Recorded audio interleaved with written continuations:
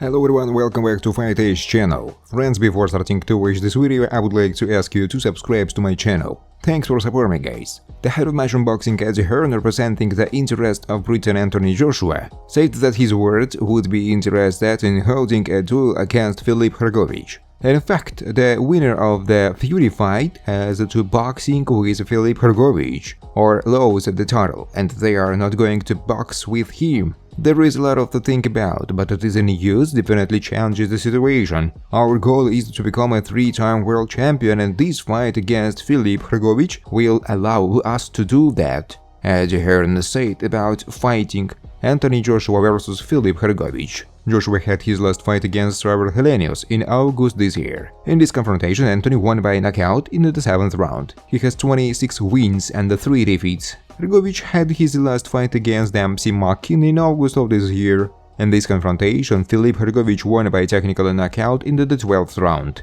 He has 16 wins and no defeats. The end of Anthony Joshua's professional career. The British ex-world champion in the first heavyweight, Johnny Nelson, believes that his compatriot Anthony Joshua will soon end his professional career. I think it's too early to talk about this, since Joshua will have to fight with Deontay Wilder, and I hope we will see their duel in the first half of next year. By the way, many people believe that Joshua should not go out to fight with Deontay Wilder, since a fight with Wilder will mean the end for Anthony Joshua's professional career. But in this case, everything is much simpler, because Joshua is now in such a position that, as they say, he has nothing to lose. But Joshua, anyway, in my opinion, has no choice but to take risks and try to regain his former position in the heavyweight. It is possible for Anthony Joshua to become a champion again? I think it's possible, although the chances, in my opinion, are small in his current position, but it's still possible. According to Johnny Nelson, Joshua should not go out to fight Wilder, as it may end badly for Joshua. The best have to fight with the best to find out who is number 1.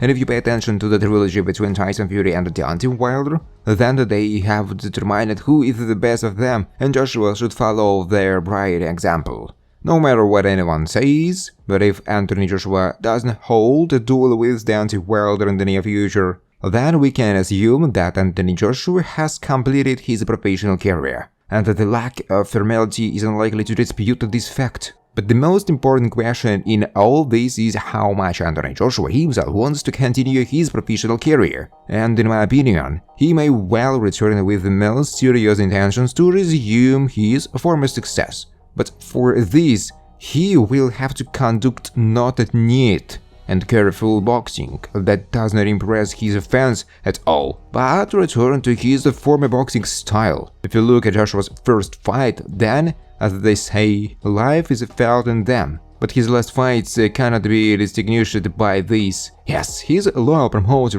Hearn has repeatedly said that Joshua will no longer take risks in his fights, and that from now on he will lead smart boxing. I think that this is not quite true, and Eddie Hearn, as best he can, turns the attention of boxing fans to the side that is beneficial for himself. Joshua's smart boxing started in a rematch with Andy Ruiz, and as for me, such a change of style didn't benefit Joshua. But of course, it will also be interesting to understand what exactly Anthony Joshua's priorities are. If Joshua wants to regain his immunity, then it is in vain, since there are no untouchables in boxing and everyone loses.